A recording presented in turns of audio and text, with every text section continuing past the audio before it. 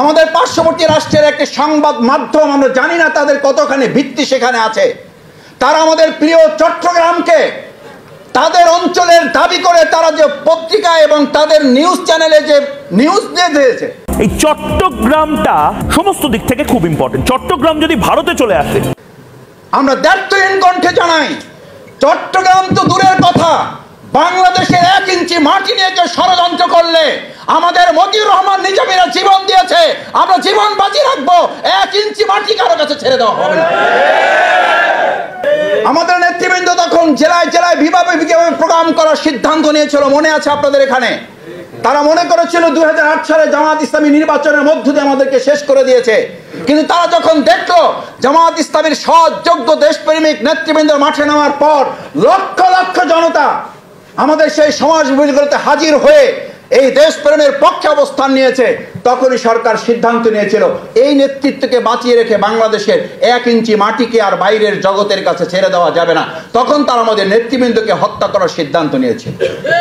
আমরা পরিষ্কার বলতে চাই, আমাদেরকে হত্যা করা যায়, বাংলাদেশের 1 ইঞ্চি মাটিকে বিক্রি করে দেওয়া যায় না। আমার দক্ষিণবঙ্গের আলোচনা আসলে মাওলানা দেলাওয়ার হোসেন সাঈদী রাহিমাহুল্লাহ আলোচনা না করলে দক্ষিণবঙ্গের আলোচনা সফল এবং সার্থক হয় না। আল্লাহ তাআলা তাকে জান্নাতুল ফেরদাউস নসিব করুন। তাকে যারা হত্যা করেছে তাদের বিচারের মুখোমুখি যেন আল্লাহ করেছেন, এটা দেখিয়ে যেন আল্লাহ আমাদের পৃথিবী থেকে বিদায় নেওয়ার তৌফিক দান করেন।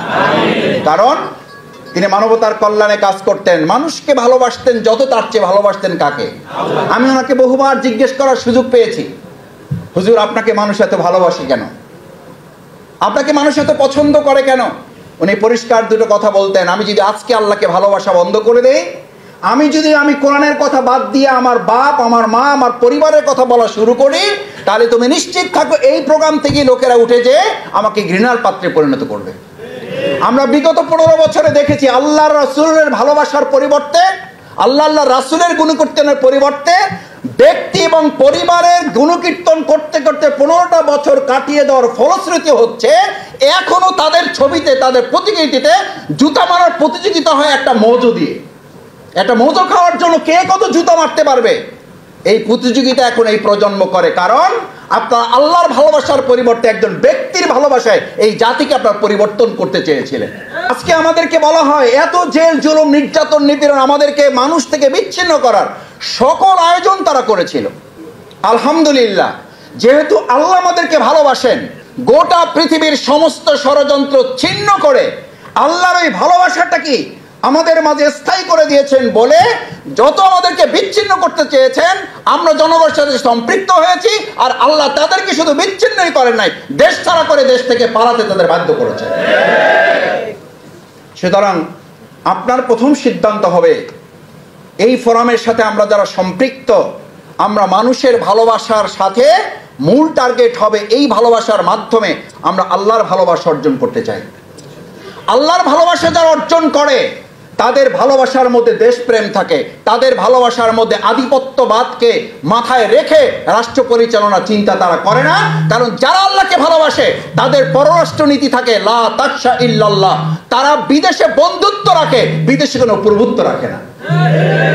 সুতরাং বরগুনা ফোরামের এখানকার এই ভাইয়েরা যদি সিদ্ধান্ত নেয় আমার প্রিয় মাতৃভূমি বাংলাদেশে আমরা একজন নাগরিক হিসাবে আজকে থেকে বাংলাদেশের বাইরের সমস্ত রাষ্ট্র আমাদের বন্ধু থাকবে, একজন প্রভুকেও আর আমরা মেনে নেব না। কিন্তু বিগত 15 বছরে কি করা হয়েছে? বিগত 15 বছরে আমাদেরকে কথা জানানো হয়েছিল, প্রকাশ্যে সংবাদ সম্মেলন করে বলা হয়েছে নির্বাচন হতে হবে, নির্বাচন আমাদেরকে যেতে হবে, না হলে আমাদের রাষ্ট্র বিঘ্নিত হবে, স্বাধীনতা বিঘ্নিত হবে। আজকে আমাদের যে কুয়াকাটার মতো সুন্দর প্রাকৃতিক নৈসর্গিক অঞ্চল আছে, যদি সরকার সিদ্ধান্ত নিতে পারে যে এই অঞ্চলটাকে কাজে লাগিয়ে আমাদের দক্ষিণ অঞ্চলকে অর্থনৈতিকভাবে এটাকে নিরাপদ শুধু নয় গোটা বাংলাদেশকে একটা অর্থনৈতিক নিরাপদ জোনে পরিণত করার জন্য এটাকে কাজে লাগাতে পারলে বাংলাদেশ উপকৃত হবে। সেই জায়গায় বরগুনা ফোরাম আজকে এখানে আমরা যারা আছি আমরা সরকারের কাছে অনুরোধ করতে চাই, আহ্বান জানাতে চাই যেন এই সুন্দর নৈসর্গিক জায়গাটাকে কাজে লাগিয়ে ভবিষ্যতে একটা সুন্দর নিরাপদ এবং অর্থনৈতিক অঞ্চল গড়ার জন্য এখানে যেন সিদ্ধান্ত গ্রহণ করা হয়। যারা ঢাকায় চাকরি দেওয়ার কথা বিগত 15 বছর বলেছে, আমি আপনাদেরকে হলফ করে বলছি, আমি চ্যালেঞ্জ করেছি মিডিয়ার সামনে, তারা আমাদের ভাইদেরকে চাকরি দিত 10,000 টাকার, আর তাদের কাছ থেকে নিত 10 লক্ষ টাকা। এই 10 লক্ষ টাকা শোধ করতেই তার জীবনের অর্ধেক সময় চলে যেত। এই সমস্ত সলসাতুরি আর ভবিষ্যতে কাউকে আমরা করতে দেব না। সেজন্য আমাদের বরগুনা অঞ্চলকে আমরা মনে করি আত্মকর্মসংস্থানের জন্য তরুণ এবং যুবকদের কাজে লাগানোর জন্য আমাদের চমৎকার এক প্রাকৃতিক সৌন্দর্য এবং সম্পদ আল্লাহ আমাদেরকে দান করেছেন। এই সম্পদ আমাদের হাতে থাকার পরও আমাদের তরুণ এবং যুবকদেরকে সবাইকে ঢাকামুখী হতে হবে। আমরা সেই জায়গা থেকেও সরকারের দৃষ্টিভঙ্গি পরিবর্তন করে আমাদের দক্ষিণ অঞ্চলকে, যারা বলেছিলেন পদ্মা সেতু হয়েছে আর কোনো সমস্যা নেই, আরে ভাই পদ্মা সেতু হওয়ার পরে তো আমাদের যে সম্মান হবে, তার আগে পদ্মা সেতুতে দুর্নীতি করে আমাদের বরিশাল অঞ্চলকে শুধু নয় গোটা বাংলাদেশকেই তো আপনি একটা কলঙ্কের অধ্যায় আমাদেরকে ঠেলে দিয়েছেন। পদ্মা সেতুর কথা আসলে সম্মানের কথা আসে পরে, আগে আসে কলঙ্কের কথা, আগে আসে দুর্নীতির কথা। কারণ এই পদ্মা সেতু আপনি করেছেন, আপনার নাকি বাপের টাকায় করেছেন। জাতি জানতে চায় বাপের টাকা কোথায় পেয়েছেন? এই টাকা আপনি ব্যাংকগুলো থেকে ডাকাতি করেছেন, মানুষের পকেটের টাকা ডাকাতি করেছেন। মানুষের টাকায় তৈরি করা পদ্মা সেতু বাপের টাকায় বলে তার জাতি, সেটা আরেকটা প্রতারণা। এই প্রতারণার ভবিষ্যতে মানা হবে না। সেই জন্য পদ্মা সেতু বাংলাদেশের মানুষের কল্যাণে নিবেদিত করার লক্ষ্যে আমাদের দক্ষিণ অঞ্চলে আমাদের ভাইদের জন্য, আমাদের বন্ধুদের জন্য, আমাদের বোনদের জন্য, আমাদের তরুণ যুবকদের আত্মকর্মসংস্থানের জন্য ওই এলাকাতেই আমি মনে করি সরকারের অনেক প্রকল্প গ্রহণ করার ইতিমধ্যে তারা চিন্তা করেছেন। সেই চিন্তার রাজ্যে আরো বেশি সুদূর প্রসারী পরিকল্পনা গ্রহণ করতে পারলেই আশা করি আজকে বাংলাদেশে তরুণ যুবকদের যে আত্মকর্মসংস্থানের সুযোগ করা উচিত। আমাদের আমিরে জামাত ডক্টর শফিকুর রহমান পরিষ্কার করে বলেছেন, আমাদের একজন যুবক একই সাথে সার্টিফিকেট অর্জন করবে, একই সাথে সে কর্মসংস্থানের অর্জন করবে। তাকে দাঁড়ে দাঁড়ে ঘুরে বেড়াতে হবে না। আজকে বরগুনা ফোরামের তরুণ যুবক যারা আছেন, আমি আপনাদের কাছে আহ্বান জানাতে চাই, রাসূল করিম সাল্লাল্লাহু আলাইহি ওয়াসাল্লাম হিলফুল ফুজুল গঠন করেছিলেন।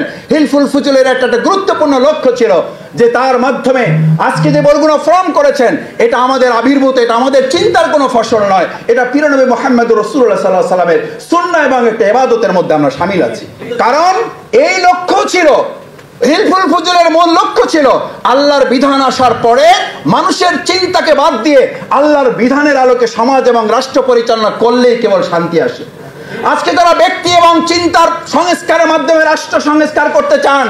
বরগুনা ফোরামের আহ্বান থাকবে, হিলফুল ফুজুলের চূড়ান্ত সফলতা এসেছে ইসলামের বাণী এবং ওহীর বিধানের আলোকে সমাজ রাষ্ট্র সংস্কার করার পরেই জাহিলি মদিনা সোনার মদিনা হয়েছে। আওয়ামে জাহিলিয়ার এই বাংলাকে যদি সোনার বাংলা করতে হয়, ব্যক্তির চিন্তা আদর্শের সংস্কার দিয়ে সোনার বাংলা হবে না।